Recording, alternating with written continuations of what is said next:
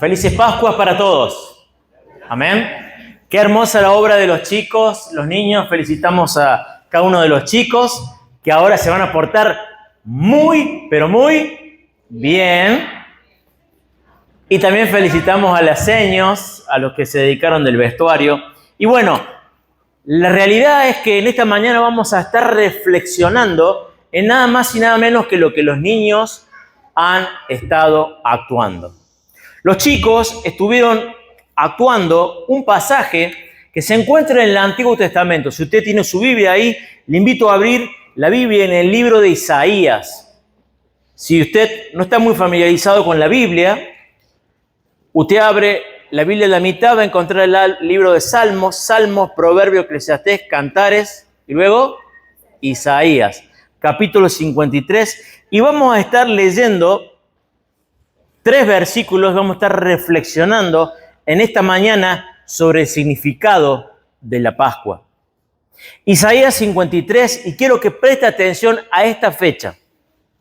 El profeta Isaías escribió su profecía 700 años antes de Cristo. ¿Cuánto? 700 años antes de Cristo se escribió lo que vamos a estar estudiando en esta mañana. Isaías 53, versículo 4, un poco lo que decían las niñas, dice así: ciertamente Él cargó con nuestras enfermedades y soportó nuestros dolores, pero nosotros lo consideramos herido, golpeado por Dios y humillado. Él fue traspasado por nuestras rebeliones y molido por nuestras iniquidades. Sobre él recayó el castigo, precio de nuestra paz, y gracias a sus heridas fuimos sanados. Todos andábamos perdidos como ovejas, cada uno seguía su propio camino. Pero el Señor hizo recaer sobre él la iniquidad de todos nosotros. Maltratado y humillado, ni siquiera abrió su boca. Como cordero fue llevado al matadero, como oveja enmudeció ante su trasquilador, y ni siquiera abrió su boca. Esto fue escrito por el profeta Isaías hace 700 años antes de la venida de Jesús. En el mensaje de hoy vamos a hablar acerca de cuál es el significado de la Pascua. El significado de la Pascua es la historia del hombre que cambió al mundo. ¿Y quién es este hombre? Una pista. Empieza con J y termina con S y son 5 letras. Entonces, ¿quién es? Bien, Ezequiel. Bien, un premio para... Un 10 para el alumno Ezequiel. Bueno, el significado verdadero de la Pascua es Jesús. ¿A qué vino Jesús? ¿Por qué vino Jesús? ¿Cuál es el futuro que Jesús provee a aquellos que creen en Él? Ahora déjeme decirle, nosotros vivimos en una sociedad post-cristiana. Una sociedad donde se ha perdido el significado de la Pascua. La Pascua ahora es un buen momento para tomarse unos días de descanso, para irse a las sierras, para verse una película en Netflix estos días que está tan frío, dormirse una linda siesta, ¿no? Con esa lloviznita. Y también para comer cosas ricas. ¿A quién no le gusta comerse una rica baña cauda? ¿Tá? Como la que preparaba la abuela, ¿no? O unas empanadas de vigilia. O unos huevos de chocolate. Ahora, todas estas cosas son lindas, pero el verdadero significado de la Pascua es Jesucristo. Todas esas cosas, el descanso, la comida, las juntadas en familia, pierden su sentido si dejamos a Jesús de lado. El significado de la Pascua es Jesús. Y en esta mañana vamos a ver tres cosas. Lo primero que vamos a ver es que este hombre que cambió el mundo vino por una razón. ¿Por qué vino Jesús? ¿Por qué el profeta Isaías, 700 años antes de la venida del nacimiento de Jesús, dijo que iba a venir?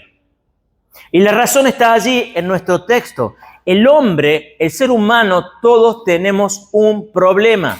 Fíjense, el pasaje allí dice que los hombres tenemos enfermedades, tenemos dolores, somos rebeldes. Me encanta la ilustración, dice, todos andábamos perdidos como ovejas, cada uno seguía su propio camino. Y esta es la situación del hombre. El hombre, la historia de la humanidad, la Biblia nos dice que el hombre ha elegido darle la espalda a Dios. El libro de Génesis capítulo 6, muy pocos años después de la creación, dice que el pensamiento del hombre era de continuo siempre al mal. El libro de Eclesiastés capítulo 9, versículo 13 dice que el corazón del hombre rebosa de maldad. Romanos 3:23 dice que por cuanto todos pecaron, escuche bien, todos pecaron. Y Romanos 6:23 dice que la paga del pecado es la muerte. Ahora quizá aquí en esta mañana diga, mira, yo no creo en el pecado. De hecho, no sé si usted se ha dado cuenta que el pecado, esa palabra, se ha borrado del discurso público. ¿O acaso usted ha visto un artículo de Infobae, La Nación, Clarino, página 12, donde se habla del pecado como tal? Es algo que en el mundo en que vivimos se ha querido borrar, pero déjeme decir una cosa, por más que los hombres quieran reprimir y borrar la idea del pecado, el pecado es algo empírico, es algo fáctico, es algo que experimentamos en el día a día. El siglo XX, simplemente para dar un detalle histórico, nos refleja lo que el pecado es, lo que la maldad puede producir en la vida del hombre. En el siglo XX, para nombrar solamente algunas cosas, hubo 2 genocidios. Genocidio armenio, 6 millones de personas más o menos murieron en el genocidio armenio. Y el genocidio del pueblo judío.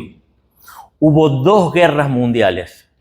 Se llevaron la vida aproximadamente 300 millones de personas. Hubo una guerra fría. Y aunque los hombres hemos avanzado en la tecnología, hemos llegado a la época de la inteligencia artificial, la realidad es que no tenemos paz. No tenemos paz. Quizá haya alguien aquí que piensa así, bueno, quizá en el mundo ha existido gente mala como Hitler, como Stalin, como Mussolini, pero yo no. Déjeme decir una cosa, déjeme contar una historia. Conocimos hace ya más o menos 12 años con mi señora una mujer que vivía en Bielorrusia. Bielorrusia es un país que pertenecía al comunismo, pertenecía a lo que era la cortina de hierro de aquel lado, ¿no? Europa del Este. Y en Bielorrusia estaba prohibido hablar del cristianismo. Y una mujer llamada Natalia, por esas casualidades que no existen, llegó a tener contacto con una Biblia. Y Natalia empezó a leer la Biblia porque quería saber cuál era el mensaje de Dios para ella. Y llegó al libro de Éxodo y encontró en Éxodo 20, ¿qué encontró? La lista de los 10 mandamientos. Entonces, ¿qué hizo Natalia? Fue y escribió en la heladera cada uno de los 10 mandamientos. Y a partir de allí hizo un esfuerzo para vivir según los 10 mandamientos. Y dice Natalia que conforme pasaban los días, empezó a tachar cada uno de esos mandamientos porque se daba cuenta que no podía guardarlos.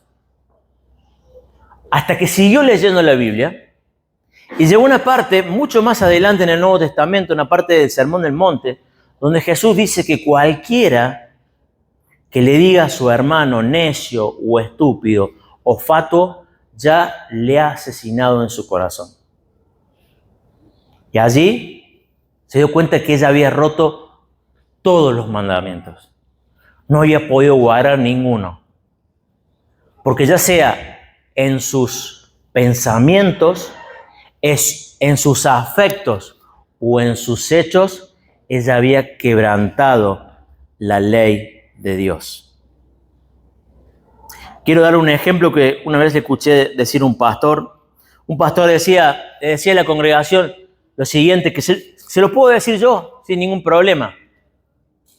Si usted sabe, si usted supiera lo que este hombre ha pensado a lo largo de su vida, lo que este hombre ha sentido a lo largo de su vida y lo que este hombre ha hecho a lo largo de su vida, le aseguro que ninguno de ustedes estaría hoy aquí sentado. Pero también le digo que si yo supiera lo que cada uno de ustedes pensó, lo que cada uno de ustedes sintió y lo que cada uno de ustedes ha hecho, yo no lo dejaría entrar por esa puerta. Esto que suena gracioso es una realidad. Cuando nos ponemos a pensar en la película de nuestra vida, nos damos cuenta que nosotros necesitamos un Salvador. Necesitábamos a Jesús. Somos, como dice el profeta Isaías, todos estamos perdidos. Cada uno seguía su propio camino. Jesús vino a resolver ese problema, mi problema, tu problema, que se llama pecado. Ahora, ¿qué hizo Jesús? ¿Cuál es la clave para entender la obra de Jesús? Sí, hablamos de la cruz, hablamos de la muerte, hablamos de la resurrección, pero ¿para qué lo hizo y por qué debía hacerlo? Hay una palabra clave que quiero que entendamos, que es lo que trató de graficar la obra, que es la idea de sustitución. No sé si se dieron cuenta, la primera de las chicas, que creo que era Cecia, tenía un problema en la pierna, ¿se acuerdan? Y cuando Jesús la toca, ¿qué pasa? ¿Quién empieza a tener el problema en la pierna? Jesús. Y la niña es liberada de su problema en la pierna. Luego Melissa, que no podía ver, recobra la vista. ¿Y quién toma la ceguera? Jesús. Es el principio de sustitución. Fíjese lo que dice el profeta Isaías. Él cargó con nuestras enfermedades, soportó nuestros dolores. Jesús fue castigado por nuestro pecado. Ahora, esto es algo que si bien lo vemos en el profeta Isaías, 700 años antes de Cristo, también lo vemos en toda la Biblia. Si nos vamos, recordemos la línea del tiempo, estamos en el año 700 antes de Cristo. Nos vamos al año 1200 antes de Cristo, vamos a ver que en la Pascua, en la 10ª plaga, cuando se instituye la fiesta de la Pascua, Dios le dice al pueblo de Israel que debía sacrificar un cordero y con la sangre de ese cordero debía pintar el dintel para que cuando el ángel de la muerte pasara por la casa, pasara por alto. Y ahí viene la palabra en hebreo Pesaj, que es donde viene nuestra palabra Pascua. ¿Bien? ¿Y por qué es que el ángel podía pasar por alto? Porque el cordero era la sustitución por el primogénito de la casa. Luego, más adelante, dentro del judaísmo, Dios le da una fiesta que es muy importante, una fiesta que se llama Yom Kippur, que es la fiesta que se llama el Día de la Expiación. Y en ese día el sumo sacerdote debía entrar en el lugar del templo o en el lugar del santuario y debía poner su mano sobre el cordero y en forma simbólica sus pecados. El cordero era la sustitución por sus pecados. Ahora, no es casualidad que cuando En el año 30 después de Cristo, Juan el Bautista lo ve a Jesús que dice: he aquí el Cordero de Dios que quita el pecado del mundo.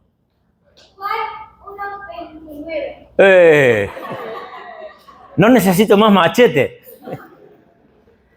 En Juan 1:29, Juan lo ve y dice: este es el Cordero de Dios. Este es el sustituto por el pecado del mundo. Este es aquel a quien Dios envió a morir por los pecados de la humanidad.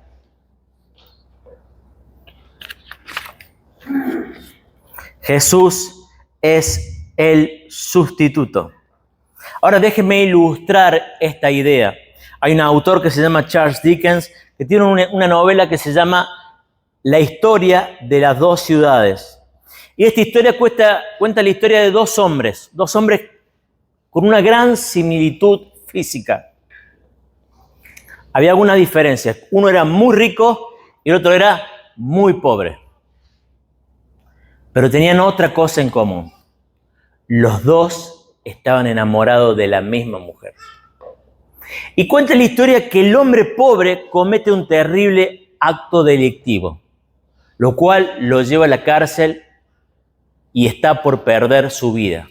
Está bajo condena de muerte. Entonces, en la historia sucede algo totalmente sorprendente. El hombre rico, que era inocente, por amor a su mujer, a esa mujer, va y se entrega como sustituto por la vida del hombre pobre. Por la vida del hombre que era culpable, siendo él inocente. Él fue el sustituto. Fíjense cómo esta historia refleja lo que hizo Jesús por cada uno de nosotros. En el Evangelio, esta semana leíamos con los chicos cada día la historia de la pasión. Y si se acuerdan, en Jerusalén había una costumbre, la costumbre de liberar a un preso a petición de la multitud. ¿Se acuerdan? Y cuando Pilato le dijo: ¿quieren que le libere a Jesús? ¿Qué dijo la gente? No, libéreme a Barrabás. ¿Y quién era Barrabás? Era un ladrón, gracias a Ezequiel. Barrabás era un ladrón que había cometido matar, asesinar, había cometido todo tipo de pecado. Claro, Barrabás era un sinvergüenza. Gracias por darme letra. Era un ladrón. Ahora fíjese qué interesante la historia del Evangelio, porque de cierta forma cada uno de nosotros, ¿quién es en esa historia? Somos Barrabás. Jesús fue nuestro sustituto. Nosotros nos merecíamos ir a la cruz y sin embargo fue Jesús a la cruz por nosotros. Déjeme decirle que Jesús murió en tu lugar.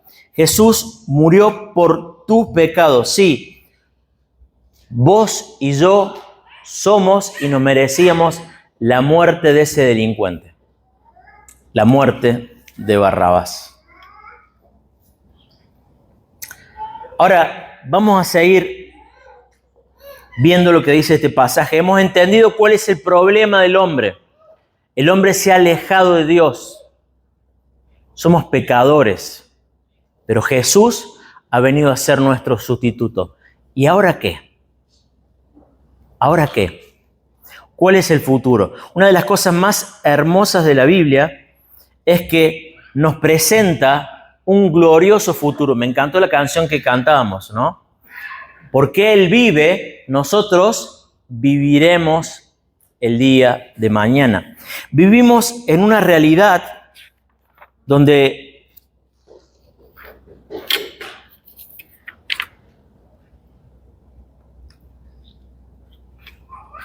la vida del hombre carece de sentido. Dentro de los filósofos hay diferentes filosofías, pero una de las filosofías más negativas que existen es la filosofía francesa. Bien, los existencialistas del siglo XX, hay dos que son extremadamente negativos. Uno se llamaba Jean-Paul Sartre y el otro se llamaba Albert Camus. Y los dos describían la vida y la existencia de formas terribles. Sartre decía que la vida era semejante a la náusea, a vivir en un estado nauseoso. Y Camus decía que la última pregunta filosófica era la cuestión del suicidio. Bien. Ahora, ¿por qué le digo esto? Porque esto es la visión de la vida cuando uno vive sin Dios.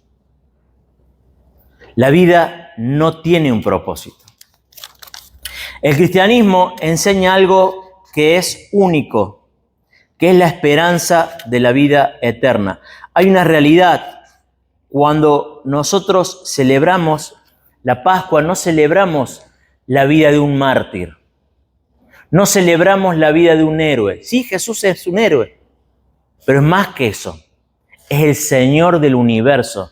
Es aquel que estuvo 3 días en la muerte, pero triunfó sobre la muerte. Nosotros afirmamos y creemos en la verdad de la resurrección. Ahora, seguramente quizá entre nosotros hay alguien que le cueste creer en la resurrección. A ver, ¿cuántos de ustedes vio a alguien resucitado? Nadie.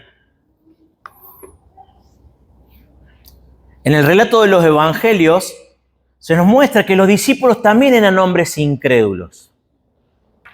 Los hombres de la antigüedad no eran mucho más incrédulos que los hombres de ahora. Se nos dice en el Evangelio de Lucas que cuando los discípulos escucharon el relato que las mujeres dijeron que Jesús había resucitado, ¿saben lo que dijeron los discípulos? Pedro, Juan y los estimados apóstoles dijeron lo siguiente. A los discípulos, el relato, dice Lucas 24:11, a los discípulos el relato les pareció una tontería. Si a vos te cuesta creer en la resurrección, quédate tranquilo, no estás solo. A los discípulos también. Por eso Jesús se les apareció. Fíjense Lucas capítulo 23, versículo 36, dice que estaban hablando los discípulos cuando Jesús se apareció en medio de ellos y le dijo, paz a ustedes. Y los discípulos estaban aterrorizados y creyeron que veían a un espíritu. Y Jesús les preguntó, ¿por qué se asustan tanto? ¿Por qué les viene en duda? Miren mis manos y mis pies, soy yo mismo, tóquenme y vean, un espíritu no tiene carne ni huesos, como ven que yo los tengo. Jesús, dicho esto, le mostró las manos y los pies. Y como ellos no acababan de creerlo a causa de la alegría y el asombro, Jesús le dijo, ¿tienen algo de comer? Y le dieron un pedazo de pescado asado, así que lo tomó y se lo comió delante de ellos. Y les dijo, cuando todavía yo estaba con ustedes, les decía que tenía que cumplirse todo lo que está escrito acerca de mí en la ley de Moisés y en los profetas y los salmos. Los discípulos no eran hombres crédulos, eran hombres incrédulos. Y Jesús en su misericordia se les apareció y cambió su incredulidad en fe. Le mostró sus manos, le mostró sus pies, su costado, comió con ellos, estuvo con ellos 40 días. Ahora, ¿por qué es tan importante esto? Dice 1 Corintios 15, el apóstol Pablo dice que más de 500 personas vieron a Jesús vivo.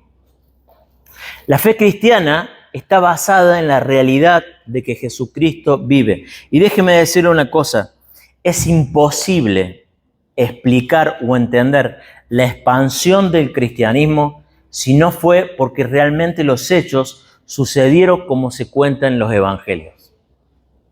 ¿Usted se imagina que estos 11 hombres que eran hombres con muy poca preparación intelectual, que eran hombres cobardes, que eran hombres faltos de coraje, se iban a dispersar por todo el imperio romano diciendo o aseverando o testificando algo que no era verdad, bajo el riesgo de ser martirizados por dicho testimonio?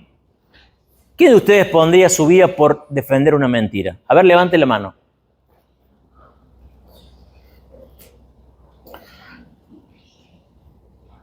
Lo único que explica la expansión del cristianismo tan exponencial es que los discípulos realmente vieron a Jesús, metieron sus dedos en sus manos y estuvieron con él 40 días, como lo dice el Evangelio. Ahora, quiero decirle algo, la resurrección es algo que es fundamental para explicar y para entender el sentido de la vida. Perdóneme que sea un poco negativo, pero quiero decirle una cosa, la vida es como un largo viaje, que lo podés estar haciendo en un Mercedes-Benz o en un Fiat 600, pero ¿sabes qué? La podés estar pasando muy bien o muy mal, pero ¿sabés una cosa? El viaje tarde o temprano se termina. ¿Y después qué? La podés estar pasando muy bien en el viaje, pero ¿sabes qué? Llega un momento que el viaje se termina. La única esperanza en la vida y en la muerte es si has confiado en Jesús como tu Salvador personal. El credo apostólico, que uno de los primeros documentos de la fe cristiana, dice: creo en el perdón de los pecados, en la resurrección de la carne y en la vida eterna. Esta es la realidad de la fe cristiana. Dice el apóstol Pablo que lo mejor está por venir. Los sufrimientos presentes no son nada comparados con la gloria venidera. Déjeme terminar con una historia. Había un hombre que se llamaba Sharon Levy, un hombre que nació ciego y cuadripléjico. Un hombre que vivió más o menos aproximadamente hasta los 20 años en una cama, sin saber leer, sin poder comunicarse. Hasta que aproximadamente a los 20 años alguien le habló de Jesús. Aprendió a leer, hizo el instituto bíblico. Empezó a predicar, a compartir el Evangelio. Y empezó a tener esperanza. Y una de las grandes esperanzas de Sharon Levy, ¿sabes cuál era? Que en el cielo él iba a poder correr. Que en el cielo él iba a poder ver.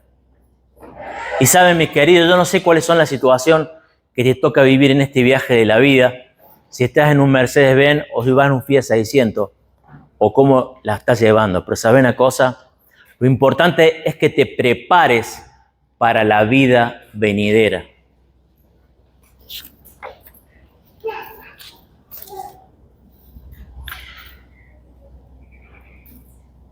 La verdadera razón de la Pascua es acerca del Cordero Pascual. Esto no es solo una tradición, no solamente un tiempo para descansar, sino un tiempo para reflexionar en el hombre más importante de la historia. Lo que vos hagas con Jesús va a ser la decisión más importante de la historia. Porque dice la Biblia que Jesús murió, resucitó y que ahora está a la diestra de Dios Padre y que un día va a volver a juzgar a vivos y a muertos.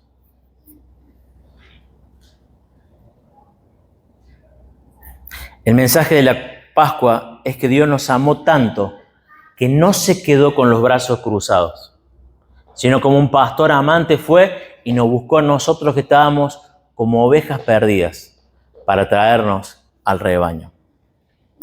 Vamos a terminar orando y allí en tu lugar te pido que reflexiones en estas palabras del profeta Isaías que nos hablan del mensaje glorioso del Evangelio. Y te vayas con esta pregunta: ¿quién es Jesús para mí? ¿Qué significa la vida, la muerte y resurrección de este hombre que es el hombre más importante de la historia? Si para vos la Pascua siempre fue solamente un tiempo de descanso o un tiempo para comer, este es el momento que la Pascua pueda llegar a ser el antes y después de tu vida.